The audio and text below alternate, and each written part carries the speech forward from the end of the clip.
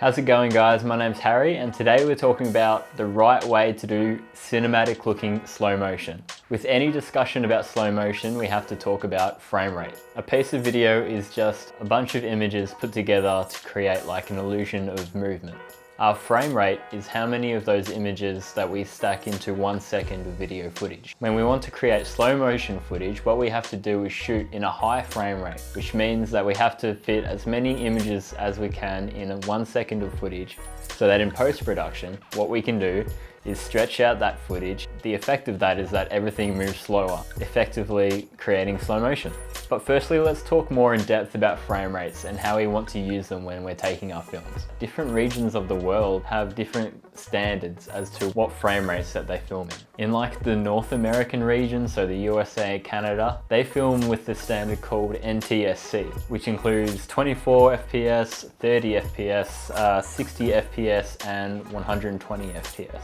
In other areas of the world, such as Europe and Oceania, we film with the PAL standard, PAL, which is 25 FPS, 50 FPS, and 100 FPS. And these different standards only kind of exist because like in the 1950s and stuff, when television was becoming a big thing, something about how different televisions were manufactured in different parts of the world sort of determined the frame rates that production crews would film with in, you know, different parts of the world. These days it just doesn't matter at all with the internet and how everything's digital. So these days cameras literally have the option to switch in between NTSC and PAL. If you want to choose 120 FPS instead of 100 FPS, for instance. So yeah, in this video, I'm going to be talking mostly in regards to the NTSC standard. So we have all these different frame rates. What do we want to use them for? So obviously when we're talking about slow motion, we want to be shooting at, as I said before, high frame rates. Different cameras have different specs. Some cameras don't have the option to do 120 FPS, so you might only have 60 frames per second. But first let's talk about 24 frames per second. 24 frames per second is kind of what we've figured out to be the natural looking frame rate in terms of closest to what the human eye sort of perceives the world as. It's kind of become like the industry standard in terms of the frame rate at which we edit our timelines on in our editing software. And it's kind of like the chosen frame rate for Hollywood and feature films and what you see in the movies. You can think of 24 frames as like the minimum amount of frames that you need to fill 1 second of video. If I begin to move my football in frame around like this, and I'm filming at less than 24 frames, then you can see that it just looks weird. Now if we link this back to slow motion, if we do a bit of quick maths again, we'll find out that 120 frames is actually 5 times as many frames as 24, which means if we're filming at 120 frames, then in post-production what we can do is stretch that out 5 times as long, and then that will give us 24 frames to each second. So not only will our footage now be slower, but it will still look smooth enough to not look all weird and disjointed to our eye. If we stretch that more than 5 times, then we start to get that effect again of things looking not right and it looking really framey again. So the key with slow motion is to never let the frames stretch out further than 24 frames in a second. But then what about 30 frames per second and 60 frames per second? When would we use them? So the film industry has kind of decided that 24 frames is the most cinematic looking, natural looking to our eye footage. But when we're filming at 24 frames, we get a lot of motion blur in our footage as well.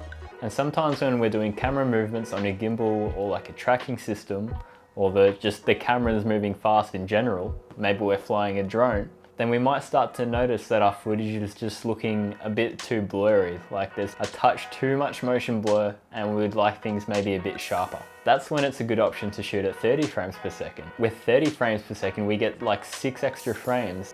Yeah, six extra frames in our footage, which sort of lessens that amount of motion blur that we get, with at the same time having enough motion blur that things still look natural. And this, by the way, is the reason we don't shoot everything in a high frame rate. just because it gives us no natural looking motion blur in our footage at all. Here's me waving my hand at 24 FPS, and here's me moving my hand at 120 FPS. And as you can see, it just doesn't look right. 60 frames per second is similar to 120 frames per second. They're both high frame rates. They both do slow motion. The only thing I really have to say about 60 FPS is that it's half as slow as 120 FPS. So depending on what you want to film, you might only need 60 FPS. Maybe your camera, it doesn't let you do 120 FPS, so you can only shoot at 60 and that's your slow motion setting. But yeah, it's a high frame rate, and if we stretch it out in post, we'll get slow motion, no worries. Okay, so we're in Premiere Pro right now, and we've got a clip here of my friend jumping into Lake Tahoe in America. Bang, he makes a bit of a splash. This was filmed on the GoPro Hero 5, which lets us film at 120 frames at 1080p. So let's turn this into some slow motion footage. First of all, what we don't want to do is drag this clip straight onto our timeline, because that's just going to make our timeline the same settings as our original clip. And we don't want our timeline at 120 frames per second because, as I said before, 24 frames is kind of like the industry standard as to how we should export our films. So let's just go up to File, New Sequence. And we're going to select this preset here, DSLR 1080p 24, which essentially means that our timeline is going to be at 24 frames per second, or 23.976. It's the same thing. And the resolution is going to be 1080p, which matches our clip. So let's just name this Paddy Jumps. And let's go ahead and drag our footage onto the timeline, keep existing settings. And let's just zoom in a bit here. Now we'll see that it's not in slow-mo yet, it's just normal speed. So to get it into slow-mo, what we want to do is right-click on the clip. Let's go to speed, duration. And because we filmed at 120 frames per second, we can stretch that out 5 times the length. 1/5 of 100% is 20%, and bang, you're going to see that our clip has been extended 5 times the length. So if we start to play back our clip now, we'll see some nice slow-mo looking footage, and it's all looking very lovely. So what I'll do now is just show you what it looks like if we try to extend further than 5 times the speed when we're shooting 120 frames. Just to kind of like prove what I was saying in the past few minutes about not wanting to go below 24 frames per second. So let's just say 10%. And now if we play this back, our footage is looking really framey and not nice at all. If we're trying to make our films as high quality as possible and like to a professional standard, we really don't want this happening at all. So it's really important to keep in mind to never let your frame rate drop below 24 frames per second. And by the way, if you're wondering what sport this was, it's Australian football. But yeah, see you in the next one, guys. Cheers.